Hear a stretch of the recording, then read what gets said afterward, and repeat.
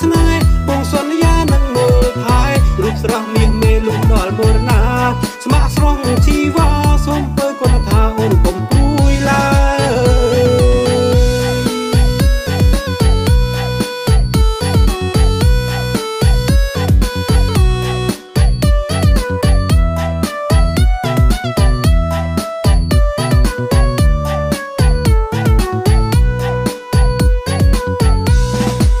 សួស្ដីអូនស្រី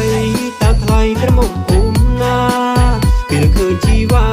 បេះដូងបងមាននិស័យក្រមុំភូមិត្បូងឬមួយក្រមុំភូមិថ្មីក្រាប់ពងបានទេណាថ្លៃតើផ្ទះជ្រុលណៃអូននៅទីណាបើបងសុំស្នេហាតើស្រស់គុណថាអូនព្រមដែរទេកូនត្រឹមឆ្នាំថ្មីសូមស្រីអញ្ជើញឡើងរំថ្ងៃបុណ្យចូលឆ្នាំ